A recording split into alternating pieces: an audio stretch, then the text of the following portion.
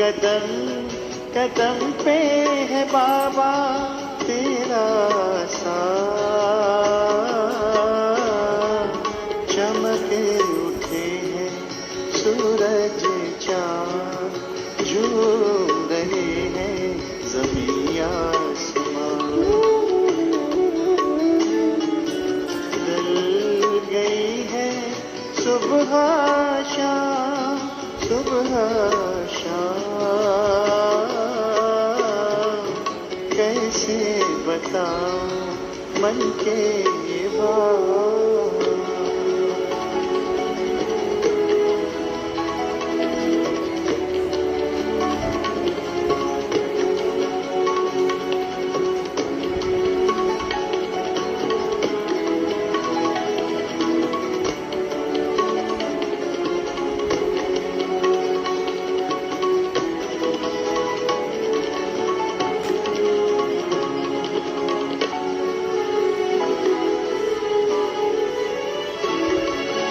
तेरी छवि है निराली, महक उठी है कलियां सारी, जीवन में छाई है हरियाली, जो अनुभव करे वही भाग्यशाली। साथ तेरे हम रहे पाते हर कदम पे, अनुभव निराले मुख से कहते कहीं ना जाए, कहीं ना जाए।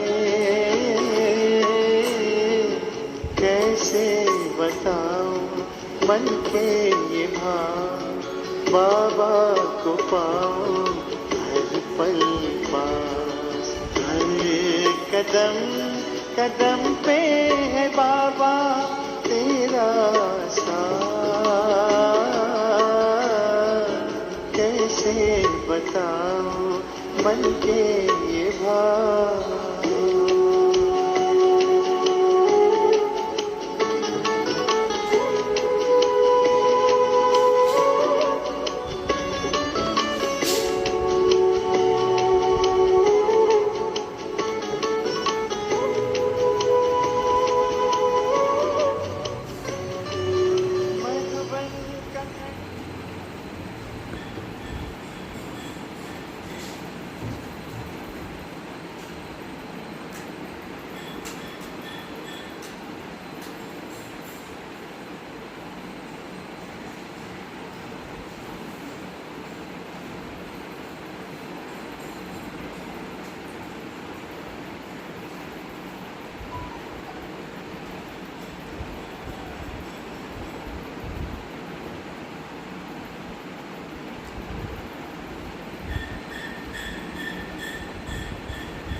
ओम शांति, ओम शांति, ओम शांति। तो आज की वाणी है 18 जून की, और आज की वाणी में बाबा ने राजयोग की बातें समझाई है कि राजयोग के द्वारा ही बाबा नई दुनिया की स्थापना करते हैं और पुरानी दुनिया का विनाश। फिर बाबा ने कहा कि भक्ति मार्ग में जो भी मनुष्य हैं भगवान को याद करने की आदत रखते हैं, लेकिन उस आदत से भी कोई फ़ायदा नहीं होता है। कौन सी आदत है, क्या फ़ायदा नहीं होता है, बाबा ने बहुत सुंदर से समझाए हैं। फिर बाबा ने कहा कि ये पढ़ाई जो है भगवान पढ़ाते हैं, तो बहुत खुशी से गदगद होकर के पढ़ाई पढ़नी है। तो आज की वाणी हम विस्तार से सुनते हैं। बाबा ने कहा, मीठे बच्चे, बाप तुम्हें नई दुनिया के लिए राजयोग सिखला रहे हैं, इसलिए पुरानी दुनिया का विनाश भी जरूर होना है। प्रश्न पूछ रहे बाबा, मनुष्यों में कौन सी एक अच्छी आदत पड़ी हुई है लेकिन उससे भी प्राप्ति नहीं होती? उत्तर, मनुष्यों में भगवान को याद करने की जैसे आदत पड़ी हुई है।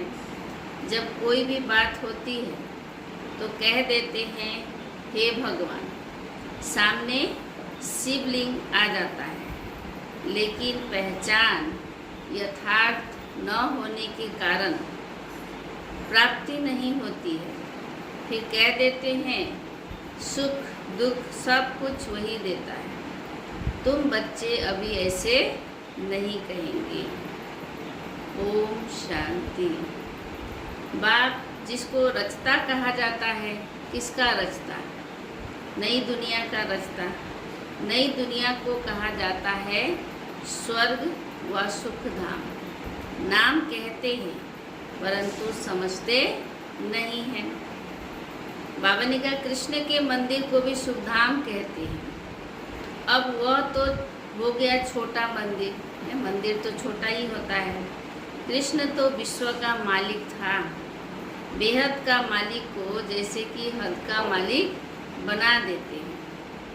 कृष्ण के छोटे से मंदिर को सुखधाम कहते हैं। बुद्धि में यह नहीं आता है कि वह तो विश्व का मालिक था, भारत में ही रहने वाला था।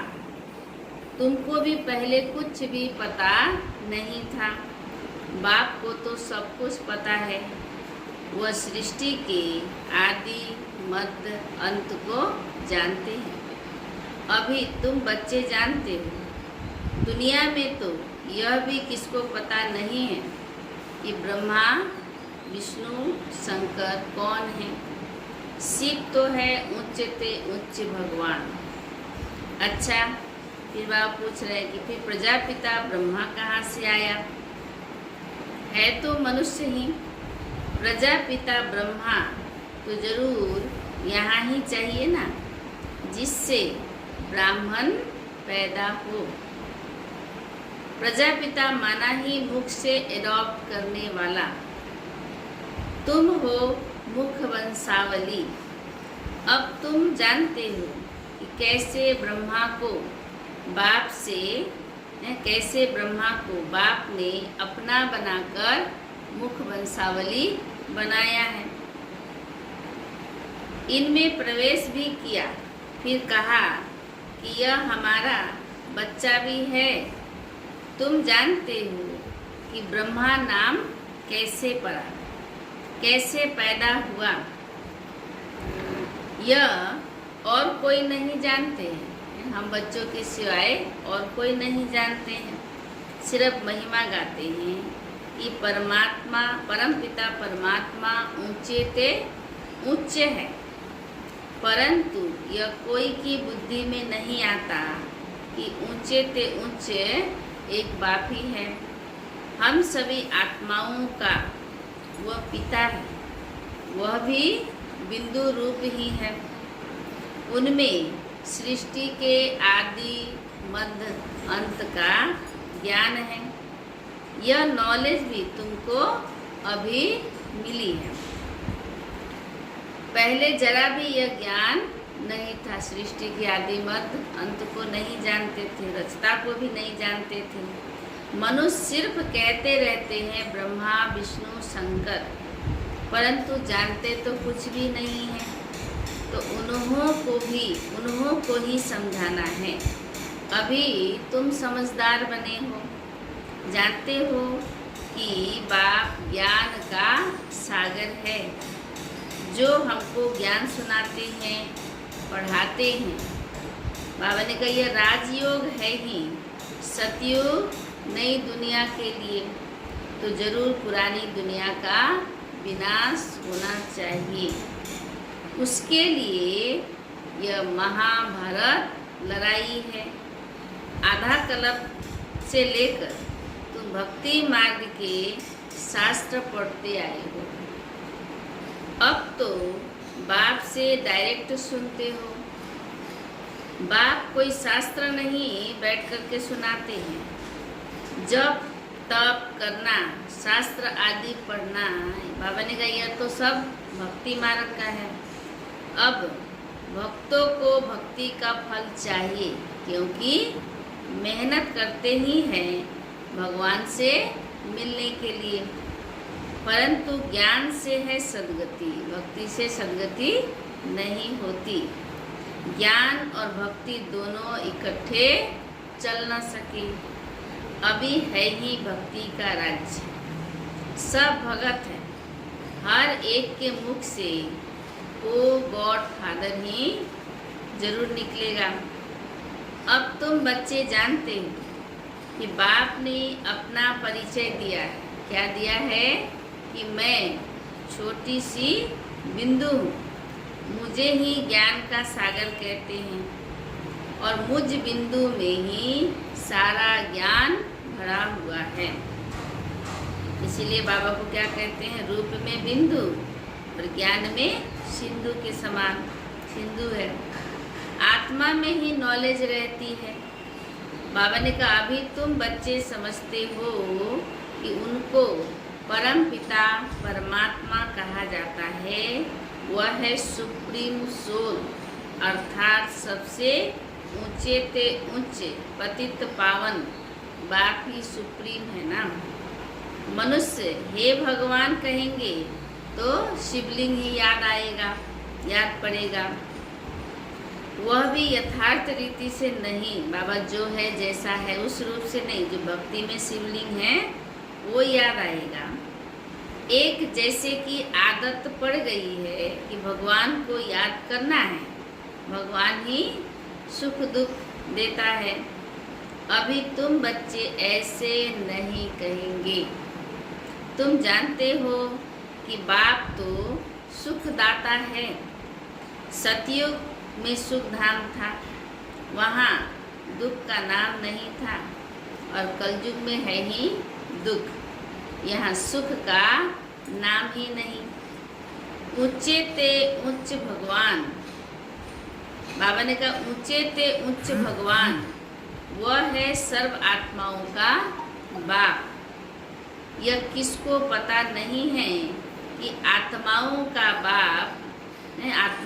बाप भी है। कहते भी हैं कि हम सब ब्रदर्स हैं, तो जरूर सब एक बाप के बच्चे ठहरे ना, भाई भाई हैं कहते हैं। कोई फिर कह देते हैं कि वह तो सर्वव्यापी है, तेरे में भी मेरे में भी भगवान है। बाबा ने कहा अरे तुम तो सब आत्मा हो, यह तुम्हारा शरीर है, तीसरी चीज कैसे हो सकती है? आत्मा को परम पिता थोड़े ही कहेंगे, जीव आत्मा कहा जाता है, जीव परमात्मा नहीं कहा जाता। फिर परमात्मा सर्वव्यापी कैसे हो सकता है? बाप सर्वव्यापी होता तो फिर बाबा ने कहा सब ब्रदरहुड हो जाता। फादर को फादर से वर्षा थोड़े ही मिलेगा, बाप से तो बच्चा ही वर्षा लेता है। सब फादर कैसे हो सकते हैं? इतनी छोटी सी बात भी कोई की समझ में नहीं आती है।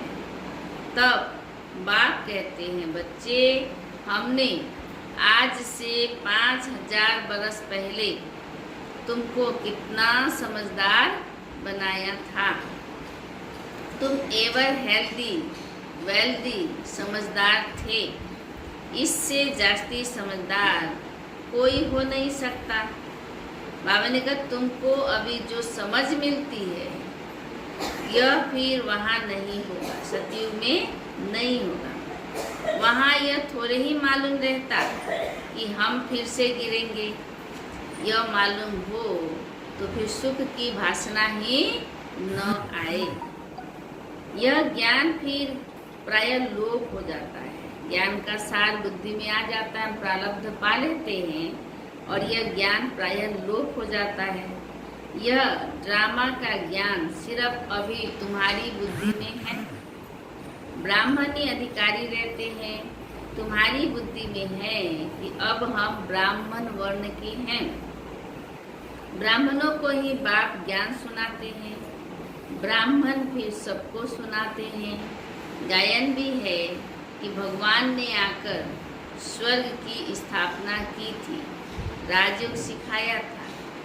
देखो कृष्ण जयंती मनाते हैं, समझते हैं कि कृष्ण वैकुंठ का मालिक था, परंतु वह विश्व का मालिक था, यह बुद्धि में नहीं आता। जब उनका राज्य था तो और कोई धर्म नहीं था, उनका ही सारे विश्व पर राज्य था और जमुना के किनारे था। अब तुमको यह कौन समझा रहे हैं? ये सब बातें कौन समझा रहे हैं? भगवान वाच। बाकी वह जो भी वेद शास्त्र आदि सुनाते हैं, बाबा ने कहा वो सब है भक्ति मार्ग के। यहाँ तो खुद भगवान तुमको सुना रहे हैं। कितने पद्मा पदम भाग्यशाली आत्मा हैं। अभी तुम समझते हो कि हम इस समय पुरुषोत्तम बन रहे हैं। तुमको ही यह बुद्धि में है कि हम शांति धाम के रहने वाले हैं। फिर हम जाकर आकर 21 जन्मों की प्रारब्ध भोगेंगे, घर का भी नशा और राजधानी का भी। तुम बच्चों को अंदर में खुशी से गदगद होना चाहिए कि बेहद का बाबा शिव बाबा हमको पढ़ा रहे हैं। वो ज्ञान का सागर है, सृष्टि के आदि मध्य अंत को जानते हैं। ऐसा बाबा हमारे लिए आया है। तो बाबा ने कहा खुशी में गुदगुदी होती है, खुशी से खुशी में गुदगुदी होती है, यानी खूब खुशी। बाबा को कहते हैं बाबा हमने आपको अपना वारिस बनाया है, बच्चा बनाया है। बाप बच्चों पर वारी जाते हैं। बच्चे फिर कहते हैं कि भगवान बाप जब आएंगे तो हम आप पर वारी जाएंगे, अर्थात बच्चा बनाएंगे। यह भी अपने बच्चों को ही वारिस बनाते हैं। बाबा को वारिस कैसे बनाएंगे? यह भी गुह्य बातें हैं। जैसे माता पिता बंधु सखा समझते हैं, तो बाबा को बुद्धि से समझना है कि बाबा मेरा बच्चा भी है और फिर उस पर बलिहार जाना है। तो ये गुह्य बात है। अपना सब कुछ एक्सचेंज करना, बाबा ने गुह्य बातें सुना रहे। अपना सब कुछ एक्सचेंज करना, इसमें बुद्धि का काम है। गरीब तो झट एक्सचेंज कर लेंगे, साहूकार बाबा ने कहा मुश्किल करेंगे। जब तक कि पूरी रीति ज्ञान न उठाए इतनी हिम्मत नहीं होती है, जल्दी से बलिहार नहीं जाते हैं। गरीब तो झट कह देते हैं बाबा हम तो आपको ही वारिस बनाएंगे, हमारे पास रखा ही क्या है। वारिस बनाकर फिर शरीर निर्वाह भी अपना करना है। बाबा ने कहा वारिस बनाकर फिर शरीर निर्वाह भी अपना करना है। सिर्फ ट्रस्टी समझ कर रहना है। देने का मतलब है आपके पास ही रहेगा, लेकिन बुद्धि से समझना है और श्रीमत के अनुसार वहाँ से सब कुछ यूज़ करेंगे।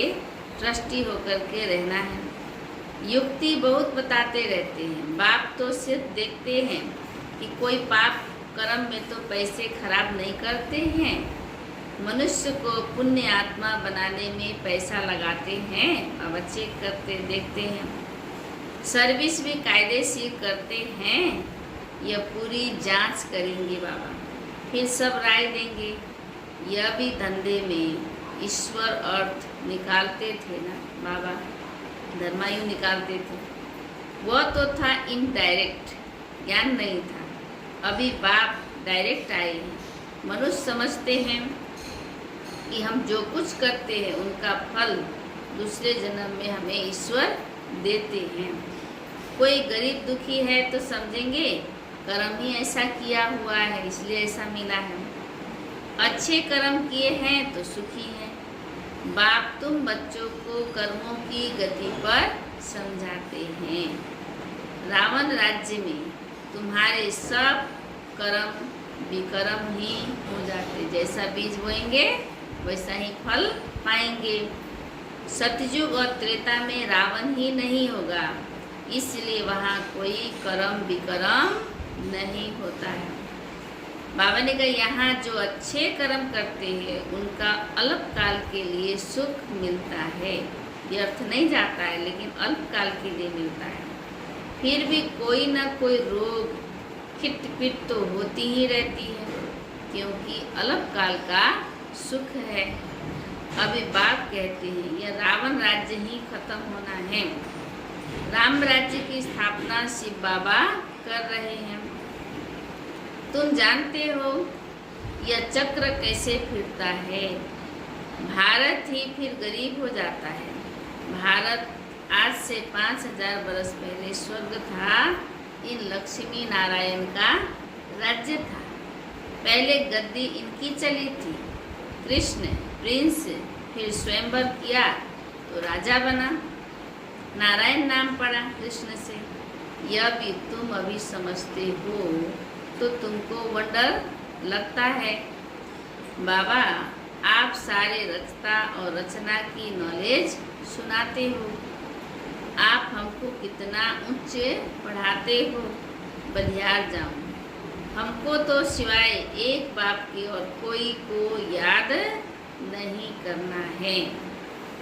अंत तक पढ़ना है तो जरूर टीचर को याद करना है। बाप टीचर फिर गुरु। स्कूल में टीचर को याद करते हैं ना। उन स्कूलों में तो कितने टीचर्स होते हैं। हर एक दर्जे का टीचर अलग होता है, हर एक सब्जेक्ट का। यहाँ तो एक ही टीचर है। कितना लवली है। बाप लवली, टीचर लवली, हमारा गुरु भी है बाबा, वो भी लवली। आगे भक्ति मार्ग में अंधश्रद्धा से याद करते थे। अभी तो डायरेक्ट बाप पढ़ाते हैं तो बाबा ने कहा कितनी खुशी होनी चाहिए। फिर भी कहते बाबा हम भूल जाते हैं। पता नहीं हमारी बुद्धि आपको क्यों नहीं याद करती है। बच्चे कहते हैं, है ना। गाते भी हैं ईश्वर की गति मति न्यारी है। बाबा आपकी गति और सदगति की मत तो बड़ी वंडरफुल है। ऐसे बाप को याद करना चाहिए। बाबा ने कहा स्त्री अपने पति के गुण गाती है ना, बड़ा अच्छा है, यह उनकी प्रॉपर्टी है, अंदर में खुशी रहती है ना। तो बाबा ने कहा ये कौन है सोचो। यह तो पतियों का पति, बापों का बाप, इनसे कितना हमको सुख मिलता है और सबसे तो दुख मिलता है। हाँ, टीचर से सुख मिलता है क्योंकि पढ़ाई से इनकम होती है। लौकिक के लिए बाबा सुना रहे हैं कि टीचर से फिर भी थोड़ा करके सुख मिलता है। गुरु हमेशा किया जाता है वानप्रस्थ में। बाप भी कहते हैं मैं वानप्रस्थ में आया हूँ। ब्रह्मा बाबा की वानप्रस्थ स्टेज में आया हूँ। यह भी वानप्रस्थी, मैं भी वानप्रस्थी, यह सब मेरे बच्चे भी वानप्रस्थी है। अब घर चलना है। बाप टीचर गुरु तीनों ही इकट्ठे हैं। बाप टीचर भी बनते हैं, फिर गुरु बन साथ ले जाते हैं। तो बाबा ने कहा उस एक बाप की ही महिमा है। यह बातें और कोई शास्त्र आदि में नहीं है। बाबा हर बात अच्छी रीति समझाते हैं। बाबा ने कहा इनसे ऊंची नॉलेज कोई होती नहीं। न जानने की दरकार रहती है। इससे ऊंचा ज्ञान कोई है नहीं और भटकना नहीं है। हम सब कुछ जानकर विश्व के मालिक बन जाते हैं। बाबा ने कहा और जास्ती क्या करेंगे।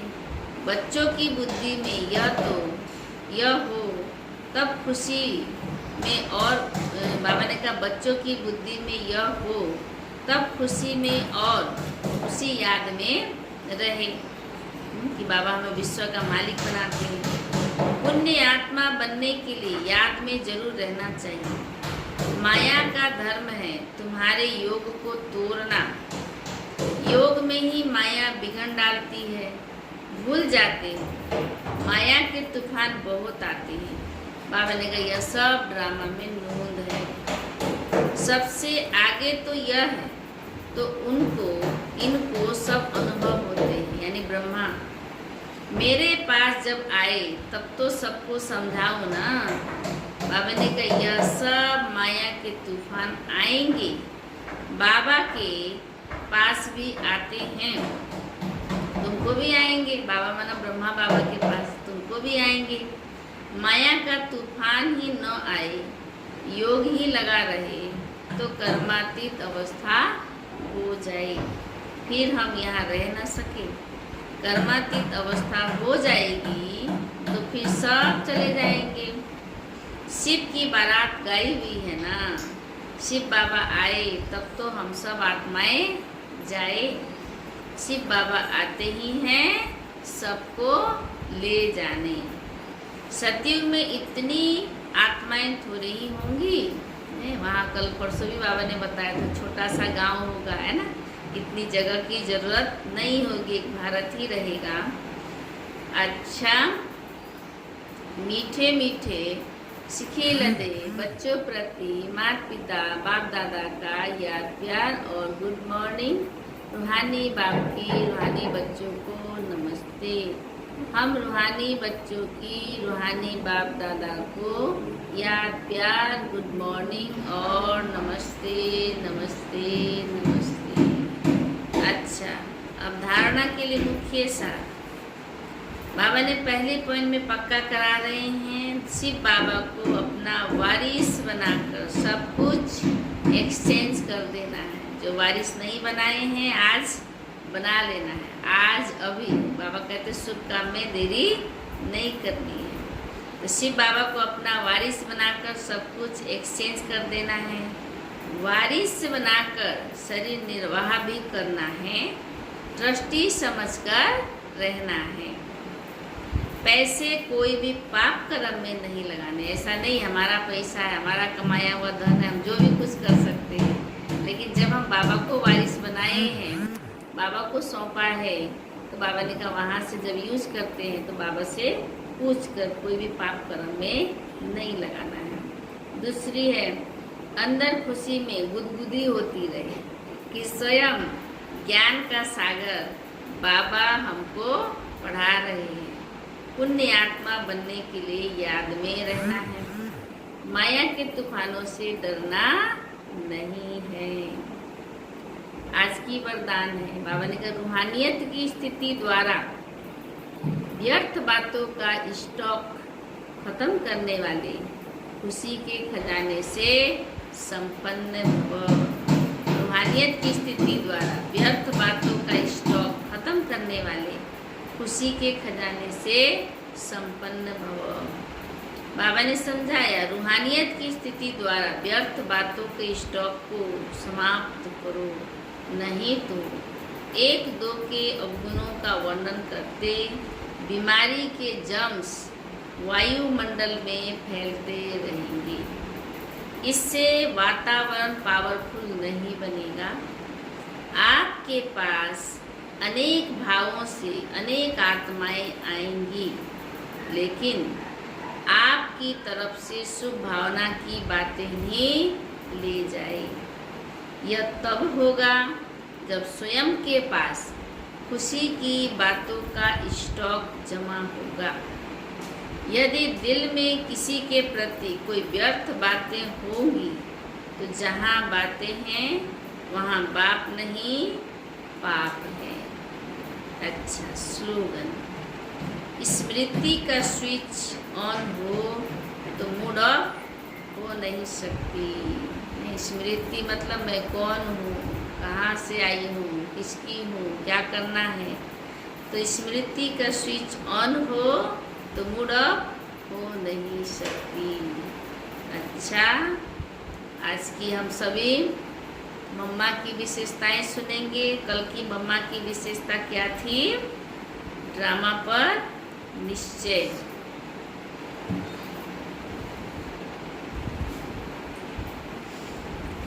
और आज की है, पहला दिन का था अंतर्मुक्ता, दूसरा का था कर्म इंद्रिय जीत महाकाली, तीसरा था ड्रामा पर निश्चय, ड्रामा में निश्चय।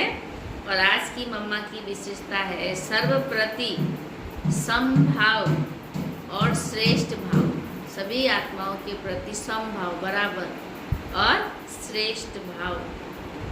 तो कुछ दादी जी का मम्मा के साथ का अनुभव है। कुछ दादी जी ने जो मम्मा के साथ में रह के अनुभव किया वही महावाक्य है यहाँ पर, यज्ञ में सेवा करते समय, कुंज दादी को तो सभी जानते हैं ना, पटना की जोन इंचार्ज थी, बिहार की है ना, और वो प्रकाशमणि दादी जी की मौसी लगती थी। तो यज्ञ में सेवा करते समय एक बहन मुझे दी जाती थी, मैं दादी ने सुनाया, मुझे कहा जाता था कि उसको साथ लेकर सेवा पूरी करो। मैं मम्मा के पास जाकर कहती थी, मम्मा वो बहुत ढीली ढाली है, बहुत धीरे धीरे काम करती है, मुझे फलानी दो ना, हम दोनों मिलकर जल्दी पूरा करेंगे। तब मम्मा कहा करती थी कि तुम कैसे जानती हो कि वह बहुत ढीली ढाली है। मैं कहती थी, मम्मा मैं रोज देखती हूँ ना साथ में काम करते हुए। मम्मा कहती थी, देखो हरेक में कोई न कोई कमी कमजोरी होती है, मैं माँ हूँ ना, मुझे सबको सेवा का अवसर देकर उनका भाग्य बनाना है। आज उसमें कमी है, तुम्हारे में जो कला है उसको देखते देखते कल जाकर वो अपनी कमी कमजोरियों को भर देंगे और एक दिन वह भी तुम्हारे जैसी होशियार बन जाएगी। इसलिए सबको साथ में लेकर चलना है। ऐसे हमें प्यार से समझाकर मम्मा शिक्षा देती थी। माँ कैसी होती है। अच्छा, आज की अंतिम नज़ारे हैं। रोज़ हम सभी अंतिम नज़ारे भी सीन बाबा हमें दिखाता है। क्यों दिखाता है? क्योंकि हमें पुरुषार्थ में तीव्र पुरुषार्थी बनाने के लिए। तो संगम युग के अंतिम समय के नज़ारे अव्यक्त बाप दादा की महावाक्य है 31/12/1992 की 92 की। सबके मुख से बाबा बाबा शब्द निकलता रहे, क्योंकि विश्व पिता है तो ब्राह्मण आत्माओं के दिल से मुख से तो बाबा निकलता ही है, लेकिन सर्व आत्माओं के दिल से वह मुख से बाबा निकले तब तो समाप्ति हो ना। चाहे अहो प्रभु के रूप में निकले, चाहे वह बाबा के रूप में निकले, लेकिन बाबा शब्द का परिचय मिलना तो है। सभी के मुख से बाबा शब्द जरूर निकलेगा। जिस दिन निकलेगा उस दिन बाबा ने कहा विनाश हो जाएगा, यानी महापरिवर्तन हो जाएगा। अच्छा, सभी को ओम शांति। आज सतगुरुवार है। सतगुरुवार की दिन में सभी को बहुत बहुत शुक्रिया, मुबारक हो। सतगुरु हमें रोज गाइड करते हैं नई दुनिया में ले जाने के लिए, घर में ले जाने के लिए। तो आज हम सभी सतगुरु बाबा को बाप टीचर गुरु के रूप में आज बाबा हमें मिले, उनको बारिश के रूप में भी मिला। तो हम उनको भोग स्वीकार कराएंगे बड़े प्यार से, जैसे बच्चों को खिलाते हैं, गुरु को खिलाते हैं, पिता को खिलाते हैं।